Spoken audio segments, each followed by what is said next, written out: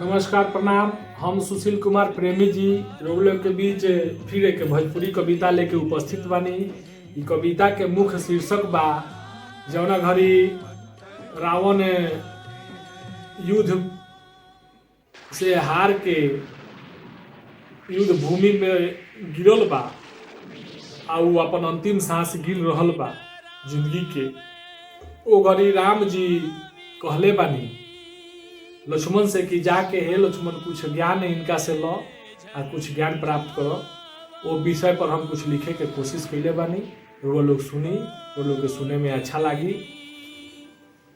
कभी पेड़ के काटे के खिस्सा ना हुई, कभी पेड़ के काटे के खिस्सा ना हुई, अगर कुल्हाड़ी के पीछे वो लकड़ी के हिस्सा ना हुई, अगर कुल्हाड़ी के पीछे वो लकड़ी के हिस्सा ना हुई। ई कविता है रामायण के उ भाग के जब रावण के नाभि में जाके तीर लागल रहे, जब रावण के नाभि में जाके तीर लागल रहे, प्रभु श्री राम के सेना जीत के जश्न में डूबल रहे, प्रभु श्री राम के सेना जीत के जश्न में डूबल रहे। श्री राम अपन छोटका भाई लक्ष्मण के बुला के कहले, लक्ष्मण जाके चुपचाप अपना भैया के आगे खड़ा रहले, लक्ष्मण जाके चुपचाप अपना भैया के आगे खड़ा रहले। लक्ष्मण एगो काम करो, लक्ष्मण एगो काम करो, रावण के पास जाके कुछ ज्ञान करो। रावण अपन जीवन के अंतिम सांस गिनत बारन, रावण अपन जीवन के अंतिम सांस गिनत बारन। अब उ अपना जैसन सभे के चिन्हत बारन, उ अब अपना जैसन सभे के चिन्हत बारन। अगर उ यहाँ से चल जाइए, अगर यहाँ से चल जाइ हैं तो साथे उनकर ज्ञान भी उनका साथे चल जाइ हैं। लक्ष्मण कहनी कि भैया माफ करी, लक्ष्मण कहनी कि भैया माफ करी, हमारा साथे जन मजाक करी। उ तो राक्षस और घमंडी हो, उ हमके का ज्ञान दी, उ एक नंबर के पाखंडी हो, उ एक नंबर के पाखंडी हो। राम जी समझैले कि जाके ज्ञान लेके आओ, राम जी समझैले लक्ष्मण के कि जाके ज्ञान लेके आओ। तू हमार बतिया के मानो, तू हमारा से ज्यादा मत बतियाओ।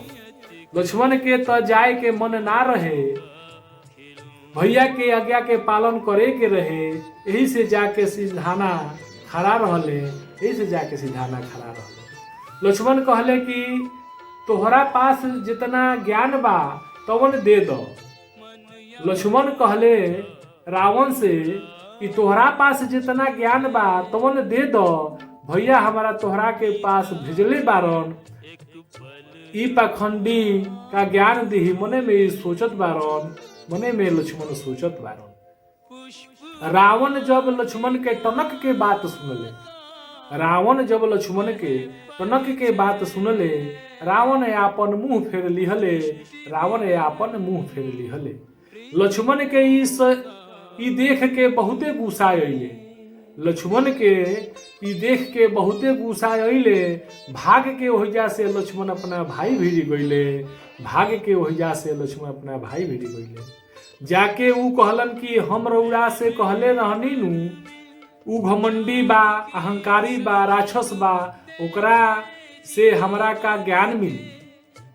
ऊ अत्याचारी और पाखंडी बा, ओकरा से का हमरा मान मिली। तब राम जी पूछनी कि तू जाके कहाँ खड़ा रह, तब राम जी पूछनी कि तू जाके कहाँ खड़ा रह। लक्ष्मण कहले कि हम जाके सिधाना खड़ा रहनी, ए रावण हमके ज्ञान दो जाके हम कहनी, ए रावण हमके ज्ञान दो जाके हम कहनी। राम जी लक्ष्मण के बात सुन के मने में मुस्कैनी, राम जी लक्ष्मण के बात सुन के मने में मुस्कैनी। अब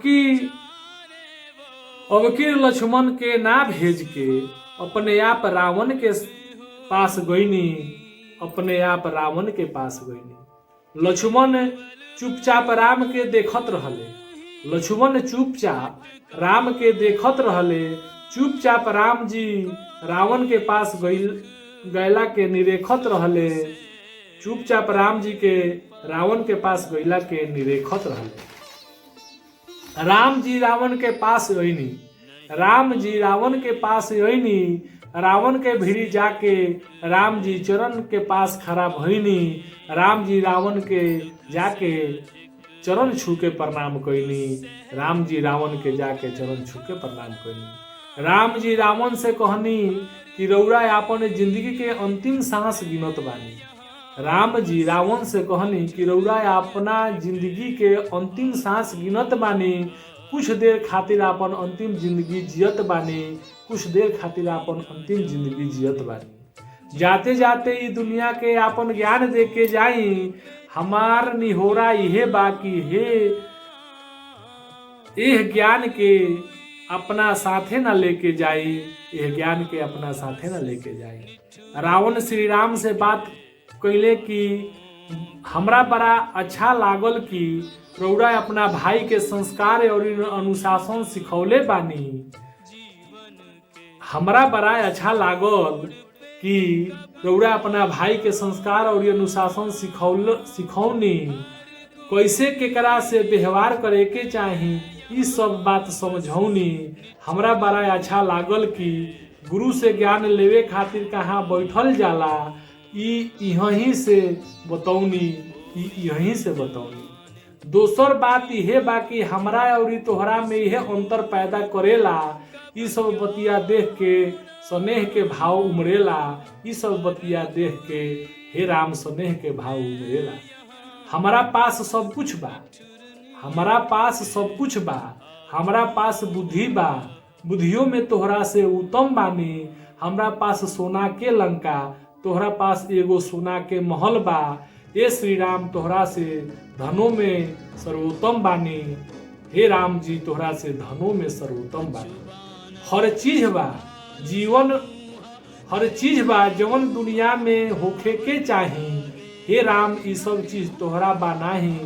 हे राम ई सब चीज तोहरा बा नाही। लेकिन एगो चीज हमरा पास ना रहे। लेकिन एगो चीज हमरा पास ना रहे जवन चीज तोहरा पास रहे।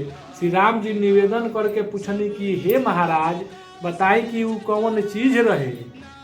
श्री राम जी निवेदन करके पूछनी कि हे महाराज बताई कि वो कौन चीज रहे जौन हमारा भिरी रहे रउरा भिरी ना रहे। रावण कहले कि हमार छोटका भाई विभीषण जौन रउरा पास जाके हमार सारा भेद बतौलक।